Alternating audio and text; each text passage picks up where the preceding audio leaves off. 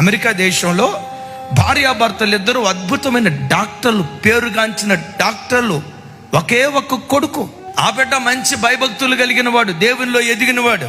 ఒక రోజు రాత్రి మొత్తానికి వస్తూ ఉంటే దారి దోపిడి దొంగలు ఆ అబ్బాయిని పట్టుకొని నిర్దాక్షిణ్యంగా కొట్టి చంపేశారు. ఈ మరణ వార్త తల్లిదండ్రుల దగ్గరికి చేరింది. ఆ తర్వాత పేపర్లో ఎవరు చంపారో, ఆ దోపిడీదారులు ఎవరో, ఆ దొంగలు ఎవరో మొత్తం వివరాలు వచ్చాయి. ఒకే ఒక్క దొంగ ఈ అబ్బాయిని చంపాడు, జైల్లో వేశారు. ఒకరోజు భార్యాభర్తలు ఇద్దరూ కలిసి అదే జైలు దగ్గరికి వెళ్ళి, అయ్యా ఆ బాబును మేము క్షమిస్తున్నాం, మీరు అనుమతిస్తే ఆ బాబుతో ఒకసారి మాట్లాడతానయ్యా అని ఇద్దరు అన్నారు. వెళ్ళారు. ఈ అబ్బాయి తల్లిదండ్రులు వాళ్ళు అన్న సంగతి చంపిన వాడికి తెలుసట. చూసి కడగడగడ ఉణుకుతున్నాడు.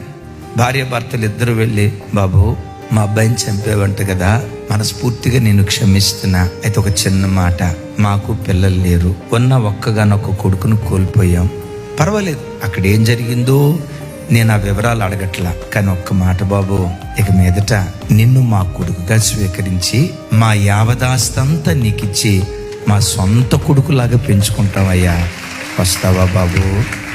జైలర్ అక్కడున్న వాళ్ళందరూ, పిచ్చోడువా మంచోడువయ్యా, నిర్దాక్షిణ్యంగా నీ కడుపును పుట్టిన కొడుకును చంపినవాడు, వీడికి శిక్ష వేయాలని మాట్లాడాల్సింది పోయి విడుదలివ్వటం కాకుండా కొడుకుగా పెంచుకుంటానంటారేంటి?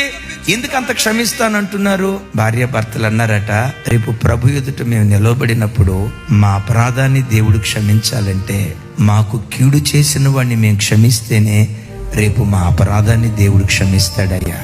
రేపు ప్రభు మమ్మల్ని క్షమించాలంటే మా తోటి వ్యక్తిని, మా పట్ల కీడు చేసిన వ్యక్తిని మేము క్షమించాలి, కనుక మేము క్షమిస్తున్నావు అన్నారట. చంపిన అబ్బాయి పటపటమని కన్నీళ్లు రాలుస్తూ వాళ్ళ చేతులు పట్టుకుని వెక్కి వెక్కి ఏడవటం ప్రారంభించారట.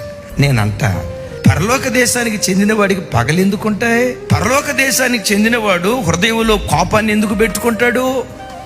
రోజుల తరబడి గుండెల్లో పగబెట్టుకొని, వీడు ఆ రోజు నాకు అలా కీడు చేసాడు కాబట్టి నేను కూడా వాడికి అలా కీడు చేయాలని పరలోక దేశానికి చెందిన వాడి మనసులో పగలుంటాయా? పరలోక దేశానికి చెందిన వాడిలో ఉండేదంతా క్షమాపణే. ఎందుకో తెలుసా? ఈరోజు నా తోటి సహోదరుడు నేను క్షమిస్తేనే రేపు నా ప్రభు పరలోక రాజ్యంలో నన్ను క్షమిస్తాడు. నువ్వు ఈ దేశానికి చెందిన వాడివైతే కొట్టుకో, తిట్టుకో, పగలతో ఆవేశాలతో రగులుతూ ఉండు. నీవెవరివో తెలుసా? హెబ్రీయుడివి, ఆవలి దేశానికి చెందిన వాడివి. ఆవలి దేశానికి చెందిన వాడికి కక్షలుండో, పగలుండో, ఆవేశాలుండో, తొందరపాటుతనాలుండో, గుండెల్లో పగబెట్టుకొని ఎలా తీర్చుకుందామా ఆ మనస్తత్వమే ఆవలి దేశానికి చెందిన క్రైస్తవుడికి ఉండో.